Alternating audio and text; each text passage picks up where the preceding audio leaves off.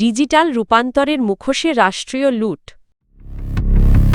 খালেদা জিয়া কখনো স্বার্থের জন্য সমঝোতা করেননি, আমির খসরু। পাবনা ১ ও পাবনা ২ আসনের নির্বাচন স্থগিত। স্বতন্ত্র আর বিকল্প প্রার্থী নিয়ে বিএনপিতে অস্বস্তি। শিবিরের বড় জয়ের পেছনে শিক্ষার্থীবান্ধব কর্মসূচি। আইসিটি খাতে বড় ধরনের দুর্নীতির চিত্র তুলে ধরেছে শ্বেতপত্র। পতিত আওয়ামী লীগ সরকারের আমলে তথ্যপ্রযুক্তি খাতে ব্যাপক অনিয়ম, স্বজনপ্রীতি ও আর্থিক লুটপাটের ঘটনা ঘটেছে। অন্তর্বর্তী সরকারের গঠিত শ্বেতপত্র কমিটির প্রতিবেদনে বলা হয়েছে, ডিজিটাল রূপান্তরের নামে রাষ্ট্রীয় অর্থ ব্যবহার করা হয়েছে রাজনৈতিক এজেন্ডা ও দলীয় ইমেজ নির্মাণে।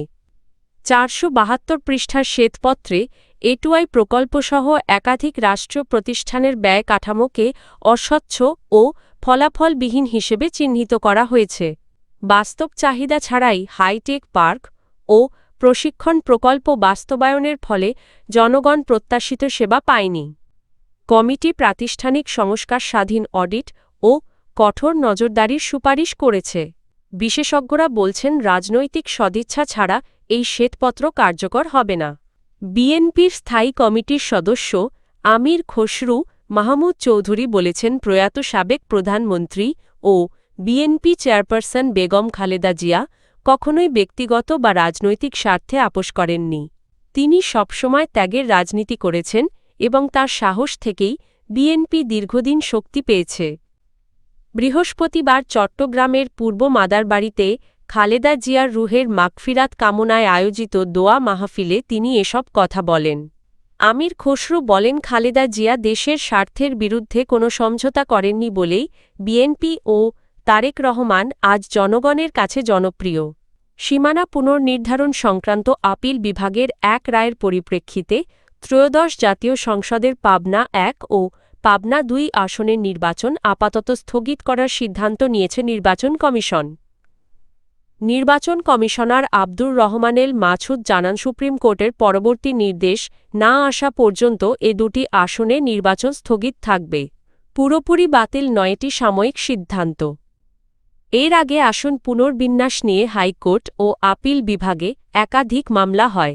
সর্বশেষ ৫ই জানুয়ারি আপিল বিভাগ ইসির সংশোধিত গেজেটের একটি অংশ স্থগিত করেন, যা আইনি জটিলতা তৈরি করে। ইসির সূত্র বলছে, সীমানা পরিবর্তন সংক্রান্ত সিদ্ধান্তে অসঙ্গতির কারণেই নির্বাচন স্থগিতের পরিস্থিতি তৈরি হয়েছে। তবে পাবনার জেলা প্রশাসক জানিয়েছেন, এখনও এ বিষয়ে আনুষ্ঠানিক নির্দেশনা পাননি। ত্রয়োদশ জাতীয় সংসদ নির্বাচনে অর্ধশতাধিক আসনে স্বতন্ত্র ও বিকল্প প্রার্থী থাকায় সাংগঠনিক চাপে পড়েছে বিএনপি। এসব প্রার্থী একদিকে ভোটের মাঠে চ্যালেঞ্জ তৈরি করছেন, অন্যদিকে দলীয় বিভাজনের আশঙ্কা বাড়াচ্ছেন। দলীয় সূত্র জানায়, ৫২ আসনে বিএনপির ৭১ জন নেতা স্বতন্ত্র প্রার্থী হিসেবে মনোনয়ন জমা দিয়েছেন। এরই মধ্যে দলীয় সিদ্ধান্ত অমান্য করায় ৯ জনকে বহিষ্কার করা হয়েছে। আরও বিদ্রোহী প্রার্থীদের মনোনয়ন প্রত্যাহারে বোঝানোর চেষ্টা চলছে।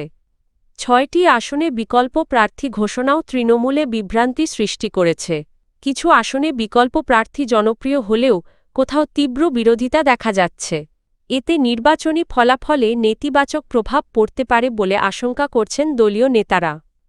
জোট সমঝোতার আওতায় যেসব আসন শরিকদের ছেড়ে দেওয়া হয়েছে, সেখানেও বিদ্রোহী প্রার্থীদের কারণে বিপাকে পড়েছেন মিত্র দলের প্রার্থীরা। এ পরিস্থিতিতে ২০ জানুয়ারি মনোনয়ন প্রত্যাহারের শেষ দিন পর্যন্ত অপেক্ষা করবে বিএনপি। এরপরও কেউ মাঠে থাকলে কঠোর সাংগঠনিক ব্যবস্থা নেওয়া হবে বলে জানানো হয়েছে। দলটির শীর্ষ নেতৃত্বের সঙ্গে আলোচনার মাধ্যমে সংকট সমাধানের চেষ্টা চলছে। প্রয়োজনে ভারপ্রাপ্ত চেয়ারম্যান তারেক রহমান নিজেও হস্তক্ষেপ করবেন বলে জানিয়েছেন নেতারা। জগন্নাথ বিশ্ববিদ্যালয় কেন্দ্রীয় ছাত্র সংসদ জকসু নির্বাচনে বড় জয় পেয়েছে ইসলামী ছাত্রশিবির সমর্থিত প্যানেল। ২১টি পদের মধ্যে ভিপিজিএস ও এজিএস সহ ১৬টি পদে জয়ী হয়েছে তারা। ছাত্রদল পেয়েছে ৪টি পদ আর একটি পদে জয়ী হয়েছেন স্বতন্ত্র প্রার্থী। শিক্ষার্থী ও বিশ্লেষকদের মতে ছাত্রদলের প্রার্থী নির্বাচনের শুরু থেকেই গ্রুপিং ও অভ্যন্তরীণ কোন্দল তাদের ভরাডুবির অন্যতম কারণ। অন্যদিকে ছাত্রশিবির বছর জুড়ে শিক্ষার্থীদের কল্যাণমূলক কর্মসূচি চালিয়ে সাধারণ শিক্ষার্থীদের আস্থা অর্জন করতে সক্ষম হয়েছে। গণ অভ্যুত্থানের পর গড়ে ওঠা জাতীয় ছাত্রশক্তি এবং বাম ছাত্র সংগঠনগুলো এই নির্বাচনে উল্লেখযোগ্য ফল করতে পারেনি। বিশ্লেষকদের ভাষ্য, জুলাই আন্দোলনের পর শিক্ষার্থীদের রাজনৈতিক প্রত্যাশা বদলেছে।